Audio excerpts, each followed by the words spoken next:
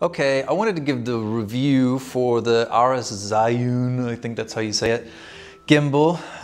It's 3-axis gimbal.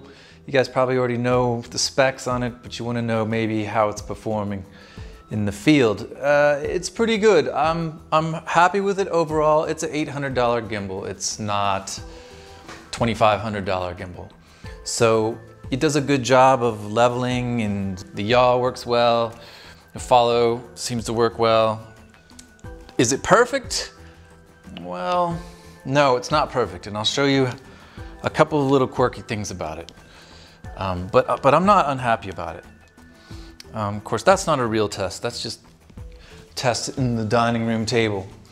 But okay, it came back where it's supposed to come back to, and you know, that's what you want. Does it drift? Sometimes it seems to drift a little bit, a few degrees left and right on the yaw. One of the major things I don't like about this gimbal is that it's almost impossible to really balance it perfectly. I've balanced the pitch pretty well. You can see I've actually put a couple of sockets here.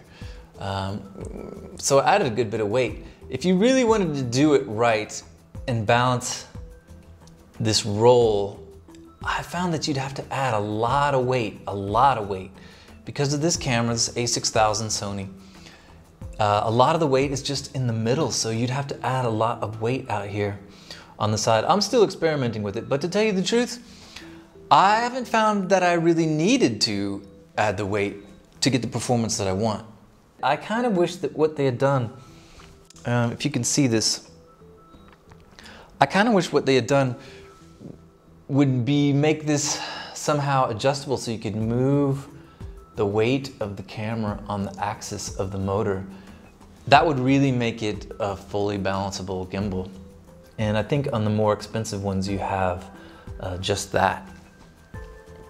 But like I said, overall it's working pretty good. I did have some problems with it. It was do the crazy dance just intermittently for no reason. You've all seen it before. And I just found the problem as being the video cable. So what did I do to resolve it? I added a ferrite ring on the video. That's resolved the problem. I think it's kind of strange that that solves the problem, and that that it's giving me some kind of interference that affects the performance of the gimbal, but that's what I got, so okay.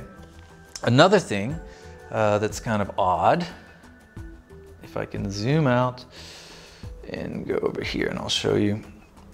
So on my screen, we can see that my on-screen display is working pretty nicely there. And when I plug in the gimbal, so the gimbal's got power now, it's booting up. And as soon as it boots up, you see some flickering. This is from the OSD, this is from the camera itself. So yeah, somehow the gimbal is affecting the on-screen display. Unplug the power and it's right back. I've tried a ring, haven't been able to get rid of it. Perhaps it's in the HDMI converter, I just don't know. So finally, here we see it working. And it's pretty good. You know, you're gonna see a little bit of shake. I think some of it's from, you know, vibration in the copter and maybe a little frame rate issue. We got a lot of vertical lines, horizontal lines and things, but it does pretty good. Okay, I hope this was helpful. If you see some mistakes in here or something, don't be too harsh. I'm just throwing this out here for everybody to take a look. And if you have some comments, leave them. Thanks.